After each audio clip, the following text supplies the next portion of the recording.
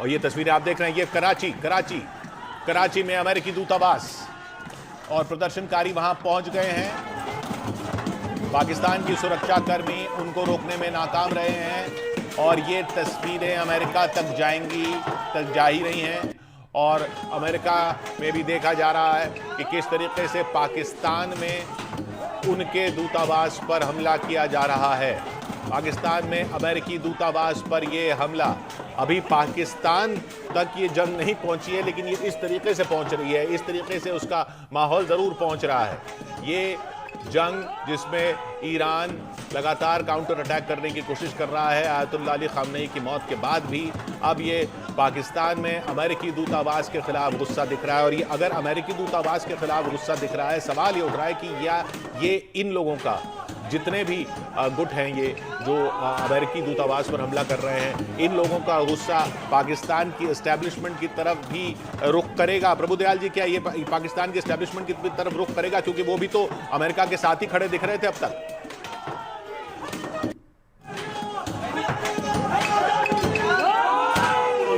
ये सिर्फ अबाउट 300 गज के फासले पे है। मैं कराची में पोस्टेड था 1980s में, तब भी अटैक्स हुए थे अमेरिकन कॉन्सुलेट पे। अच्छा। और वो शियाज ने किए थे, क्योंकि ईरान में अमेरिका और शियाज का नेचुरली बहुत टेंशन था, अमेरिका और ईरान में टेंशन था, तो शियाज ने अमेरिकन कॉन्सुलेट पे अटैक किया था। लेकिन जियाउल हक तब वहां प्रेसिडेंट थे, मिलिट्री रूलर थे, उन्होंने उस अटैक को पूरी तरह से कुचल दिया था। अब पाकिस्तान गवर्नमेंट क्या अमेरिकन कॉन्सुलेट को एक्सपोज होने देगी इस तरह के अटैक्स पे? ये बड़ा प्रश्न चिन्ह है। देखिए, हमारे यहाँ भी अमेरिकन कॉन्सुलेट पे अटैक हो सकते हैं, लेकिन हमारी सरकार जो है पूरी तरह से सिक्योरिटी स्टेप्स लेगी। पाकिस्तान गवर्नमेंट ने प्रॉपर स्टेप्स नहीं लिए हैं और इसीलिए देखिए इस तरह से अटैक हो रहे हैं। इतनी आगे तक कैसे पहुंच गए वहां के ये प्रोटेस्टर्स? अब क्वेश्चन मार्क ये है कि क्या इस तरह के प्रोटेस्ट और कई जगह होंगे? हाँ, होंगे, क्योंकि जहां जहां एंटी अमेरिकन फोर्सेस हैं, जैसे इराक में, Iraq is entirely Shia, 90% 95% Shias है वहां पर, तो वहां पर भी अटैक्स होंगे, लेबनान में, इन सब देशों में। लेकिन जरूरी है कि इनको कंट्रोल किया जाए, नहीं तो ये जो फायर फैल रही है ये और ज्यादा फैलेगी। देखिए, ये लड़ाई जो है अभी जरूर आगे बढ़ेगी, वाइडन होगी और ज्यादा इसका जो है वो कहर बढ़ेगा। लेकिन कितने दिन? अब ये रजीम जो है इस्लामिक मुल्ला रजीम जो ईरान में है, ये जरूर ठहर जाएगी, आप ये देखिएगा। जी, जैसा आपने कहा कि ये शिया गुट होंगे जो कराची में हमले कर रहे होंगे, लेकिन सवाल ये कि पाकिस्तान सरकार को ज़रूर इस बात का अंदेशा तो रहा होगा कि शिया गुट जो हैं उनमें उत्साह बढ़ेगा, और कल अगर हमला हुआ है तो आज तक तो उनकी तैयारी हो जानी चाहिए थी। अमेरिकी जितनी भी इस्टेब्लिशमेंट्स हैं उनकी सुरक्षा करने के लिए, अगर पाकिस्तान की सरकार, पाकिस्तान का प्रशासन कराची में या दूसरे शहरों में अमेरिकी इस्टेब्लिशमेंट्स को प्रोटेक्ट करने में नाकाम रहा है, तो ये बड़ा सवाल खड़ा हो रहा है कि अब आगे वहां पर क्या होगा, क्योंकि ये यहां पर अंदर घुस कैसे गए हैं।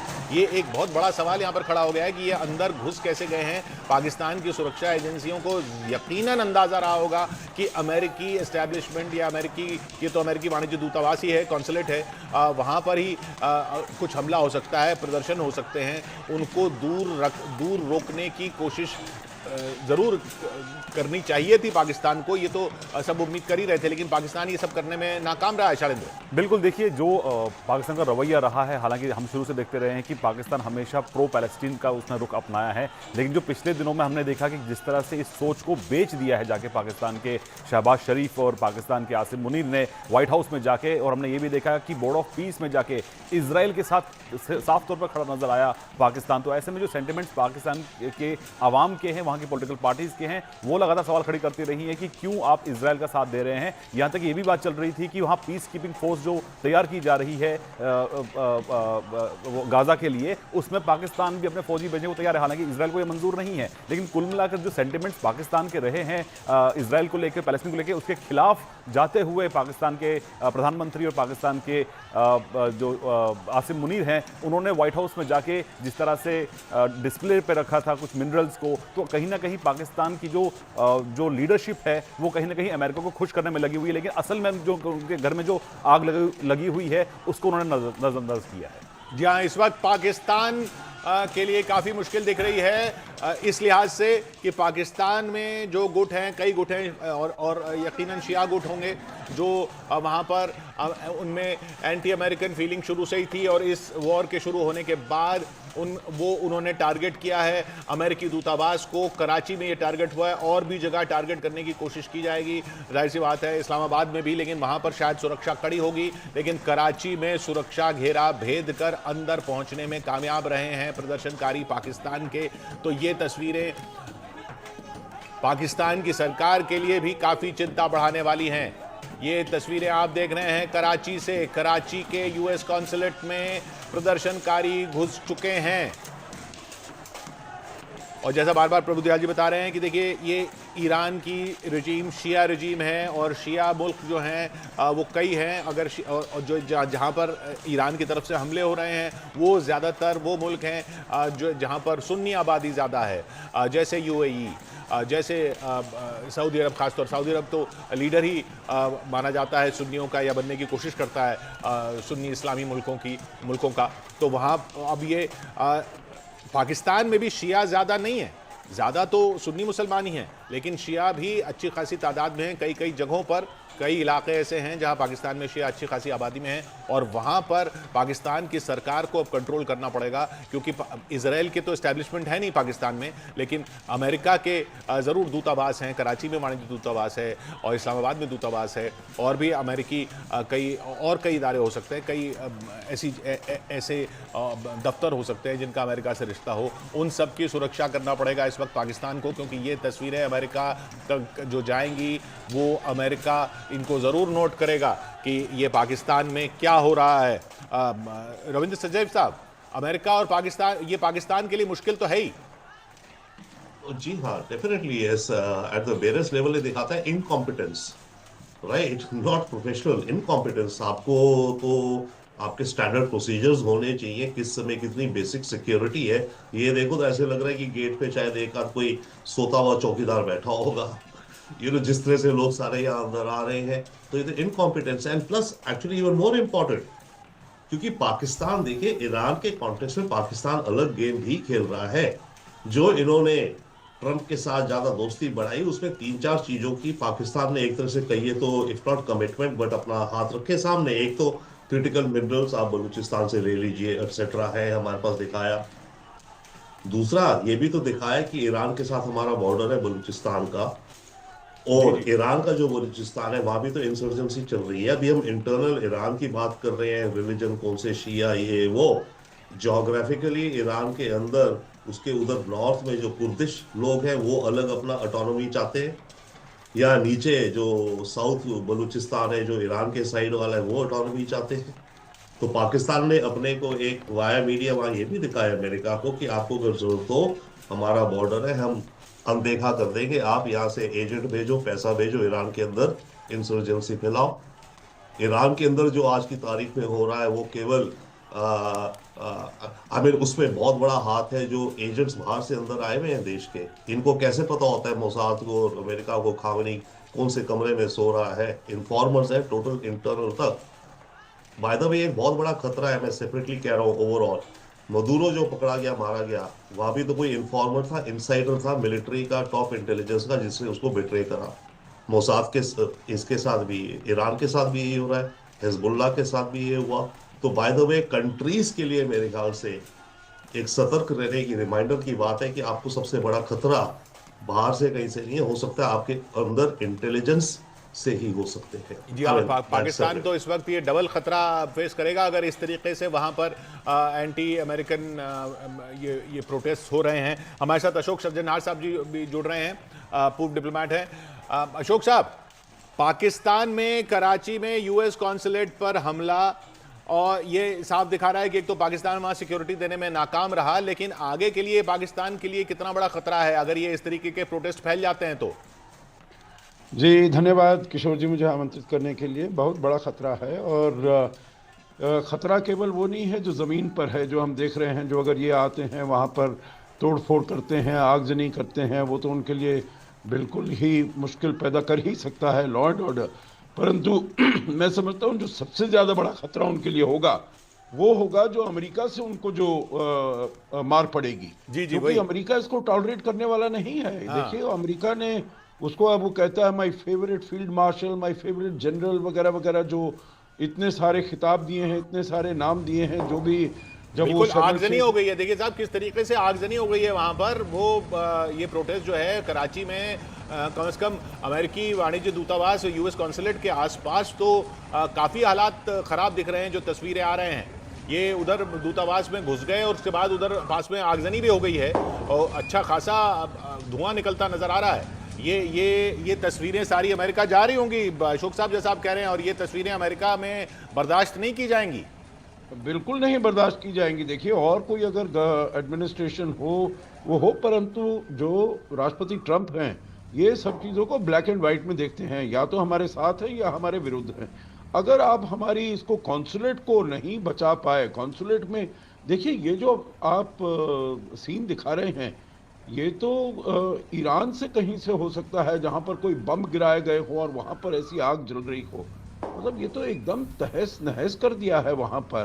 तो इसका तो मुआवजा बहुत बुरा भुगतना पड़ेगा पाकिस्तान को, क्योंकि इनको ज़रूर इनको मार पड़ेगी वहाँ से, अमेरिका से। जो अब कैसे हमारे जो वहाँ पर रिप्रेजेंटेटिव्स हैं, आपने देखा है जिस प्रकार के वक्तव्य आए हैं राष्ट्रपति ट्रंप के द्वारा, जो हमारे जो भी लोग हैं उनके ऊपर किसी को भी किसी प्रकार की हानि नहीं पहुंचनी चाहिए, किसी प्रकार का उनके ऊपर कोई प्रभाव नहीं पड़ना चाहिए, बुरा प्रभाव नहीं पड़ना चाहिए। यहाँ पर आपने पूरा जो उनका टेरिटरी है अमेरिका का, पूरा जो उनका कॉन्सुलेट है, उसको आपने तहस नहस कर दिया, उसमें आपने आगजनी जला दी। तो ये इसके लिए बहुत महंगा पड़ने वाला है पाकिस्तान के लिए, अमेरिका के साथ, और उसकी अपनी जो भी थोड़ी बहुत रेपुटेशन है जो वो सिक्योरिटी प्रोवाइड कर सकता है। वो तो बिल्कुल ऐसी ही बात हुई जो ईरान में जाकर हमने देखा है कितना डोमिनेंस दिखाया है अमेरिका ने और इजराइल ने। लोग समझते थे जो ठीक है उनकी इंटेलिजेंस बड़ी अच्छी है वगैरह, उन्होंने जैसा उन्होंने काम किया वहां पर वेनेजुएला में, पर यहाँ पर इनको जी ईरान बिल्कुल को कराची पता था में पहले। हाँ, और ये तो आइडिया होगा ही ना, क्योंकि अब अगर ईरान पर अटैक कर दिया है अमेरिका ने, तो ये तो आइडिया होगा ही कि इन कॉन्सुलेट्स को, और 4 ही जगह हैं खासतौर पे अगर अमेरिकी सरकार की बात करें तो, एक इस्लामाबाद में एम्बेसी है, फिर ये कॉन्सुलेट्स हैं 3 शहरों में, लाहौर में है, पेशावर में है और कराची में है। और कराची के कॉन्सुलेट में अगर आप इस तरीके से सिक्योरिटी नहीं दे पाए और लोग अंदर घुस के शीशे तोड़ रहे हैं, आगजनी कर रहे हैं, तो ये और मेजर जनरल सिन्हा साहब, आप इसमें यह देखिए कि एक पाकिस्तान अभी एक और दूसरी जंग में लगा हुआ है, वो अफगानिस्तान से दूसरा मामला चल रहा है उधर। तो ये ये डबल लड़ाई हो गई, एक तरफ से उधर वहां बॉर्डर पे लड़ रहा है और अंदर ये अब यहां पर ये खड़ा हो गया। एब्सोल्युटली किशोर जी सही बता रहे हैं। देखिए पाकिस्तान तो अंदर से ही जल रहा है, सिविल वॉर चल रहा है, इसके अलावा एक उसका एक्सटर्नल लड़ाई चल रही है अफगानिस्तान के साथ में, तो चारों तरफ से जल रहा है। और ये जो ठीकरा ये फोड़ रहे हैं कि शायद सियाइट कम्युनिटी ने इसको किया है, उसमें भी बड़ा क्वेश्चन मार्क है। मुझे लगता है कि वहाँ की जो 25 करोड़ जनता है जो मुस्लिम है, उनका ऐसा ही मत है। देखिए बहुत बड़ा डिवाइड है, इवन पाकिस्तान के अंदर में जो हुक्मरान हैं वो शायद वहाँ पर चापलूसी करें, उसमें भी हुक्मरान जो हैं यदि आप कुछ को छोड़ दें तो वो चापलूसी भी नहीं करना चाहते अमेरिका, वहाँ से भी बड़ी डिफरेंट टाइप की आवाज़ें सुनाई देती हैं, उसमें भी डिवाइड है। तो ये जो है आपने अभी दिखाया है, ऐसी बहुत सारे प्रोटेस्ट चल रहे हैं, मगर इस तरह से आगजनी करना, कॉन्सुलेट को जला देना, ये अमेरिका तो इसको देखता है, मगर अमेरिका आज के दिन में पाकिस्तान को जो उसका सेंट्रल कमांड है एक बड़ा एसेट मार के चल रहा है कि, और ये डोनाल्ड ट्रंप जो कर रहे हैं क्योंकि उनकी ऐसी, वो भारत को प्रेशर के लिए, ये यदि इसको आप देखिएगा क्यों करता है अमेरिका पाकिस्तान को, ऑल ऑफ अ सडन उसका मोस्ट फेवरेट स्टेट हो गया जिसको उसने छोड़ रखा था। ट्रंप तो उनको छोड़ ही दिए थे अपने पूरे टर्म में, मगर ट्रंप भी किस कारणों से करते हैं, जो उनकी जियो स्ट्रेटजिक सिचुएशंस चेंज करती है, खास करके सेंट्रल कमांड। और आप पूरे वेस्ट एशिया में जो देख रहे हैं वो उनके सेंट्रल कमांड का ही करा धारा है, किस तरह से वो चीज़ों को करना चाहते हैं। तो आपको ये इसका रिपकशन आएगा, क्योंकि ये कहीं ना कहीं पाकिस्तान के साथ को, पाकिस्तान की जो स्टैंडिंग उन्होंने चाही है कि हम अमेरिका के साथ जुड़े और दिखाई दें कि हम आप सभी चीज़ों के हम आपके साथ में हैं।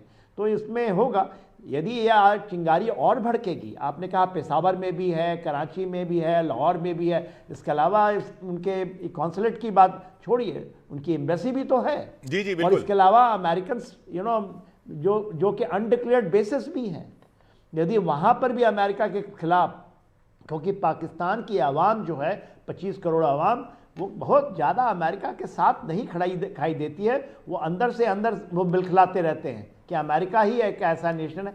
उनके हुक्मरान या आसिम मुनीर ये ट्रांजिटरी हैं, मगर पाकिस्तान को यूज़ जो करता है जो अमेरिका का इस्टेब्लिशमेंट, और ख़ास करके क्योंकि ये सेंट्रल कमांड के ही इलाके में पाकिस्तान भी आता है और उसको यूज़ करता है यहाँ पर। जी हाँ, तो चलिए उसका यूज़ कैसे, देखिए अफगानिस्तान का। जी जी बिल्कुल, मैं लौटूंगा आपके पास। जो हो रहा है पाकिस्तान में, अचानक से सारी नजरें जो है पाकिस्तान पर टिक गई हैं, क्योंकि वहां पे पाकिस्तान में कराची में अमेरिका के कॉन्सुलेट पर भीड़ ने हमला कर दिया है, आगजनी कर दी है।